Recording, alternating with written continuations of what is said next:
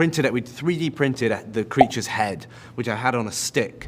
And so lots of times when the family are reacting to this creature and they're screaming and they're fighting it, it's me with this kind of pantomime horse version of the creature running at them and screaming, trying to get them scared.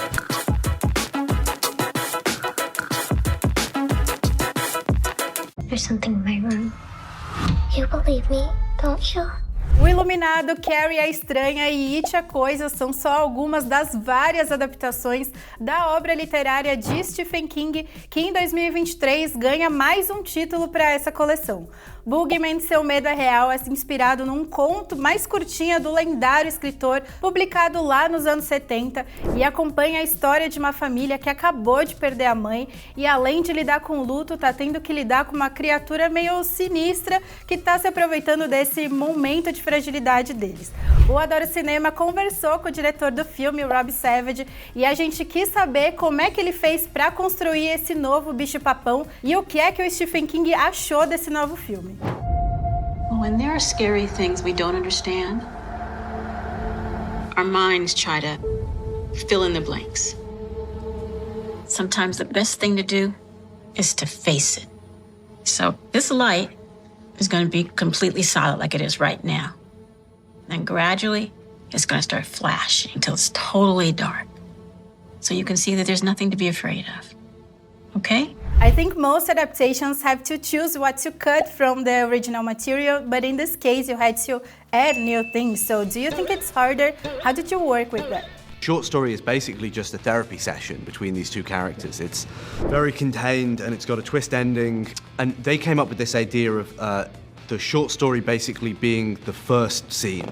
And then the question becomes, well, how do you build it out from there while still staying true to the source material? It was also about staying true to Stephen King's work, because we wanted this film to sit alongside all these other great adaptations of King's books. If you watch the movie knowing the short story, there's lots of little nods to the short story to have this kind of aspect of the creature's design which felt true to the twist ending of the short story, which anyone who read it will know is incredibly shocking and visceral. There's no such thing as monsters. You need to grow up. I'm serious, Sawyer. I need to be alone. About the Boogeyman itself, as you were saying, what were your main ideas of how it should look like and what should represent? What is the secret to create such a scary monster? Oh, well, I wanted it to be, the creature was really representing death in this movie and grief. It was the kind of specter of death that none of the family want to talk about. You know, they've just lost their mum, but nobody's really talking about it. We were always saying it had to feel like a kind of broken, mangled human body. It didn't want to feel like something that was alien. It didn't want to feel like something that was a fantasy creature. It had to feel like it was representing us. There's no reason to be afraid. It's not real.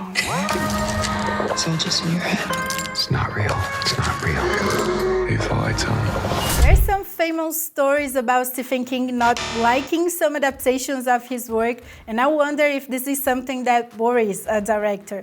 How was it for you when he watched your film? Terrifying, completely terrifying. I was, because, you know, it's the short story is short, but had a really profound impact on me and so many people, and I didn't want him to see the movie and just feel like we'd misrepresented it, or we'd taken it the wrong way, or we'd cheapened it by making it a kind of fun monster movie. But he read the script before we started shooting, and he loved that, so he was on board. So I knew that if I didn't mess it up in the filming of it, that, you know, he hopefully would love the movie as well. But when he came back and he loved it so effusively, he sent this amazing essay about what he loved and the performances and the scares, and it was such a sigh of relief for all of us hearing that you know, the King himself had endorsed it.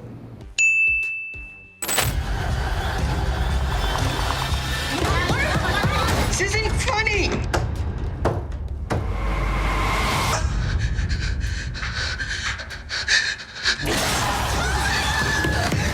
Ô, produção, posso aproveitar aqui rapidinho e já fazer uma recomendação? É que em 2020 o Rob Savage gravou um filme de terror chamado Host, que é feito inteirinho como se fosse uma chamada de vídeo e é bem interessante. Ele inclusive colocou uma referência a esse filme em Boogeyman e eu que assisti quis falar um pouquinho com ele sobre isso. I just want to say that I love the host reference in the middle of the film. And when I saw Série on Zoom, I was like, no, please, you already have too many problems. Is there something that you brought from this experience to Boogeyman? Yeah, I was worried. I was worried at first because I'd done 2 movies shot on an iPhone back to back, found footage movies. It had been about 3 years since I'd set foot on a real movie set. And I was just worried that I wouldn't remember how to do it. And actually, a lot of what I'd learned on those 2 movies was immediately useful on this one. The way that I set up a lot of the scares, I was calling back on some scares from Host, and also the thing that I loved the most on Host was working with the cast. We improvised a lot of that movie, bringing that same kind of looseness to the cast here, allowing them to play around with the script, to improvise, to figure out the scene together. It was it was a really beautiful experience working with this cast.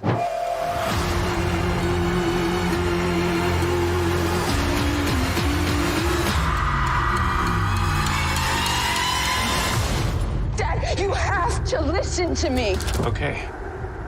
I'm listening. Sweetheart, let me handle it.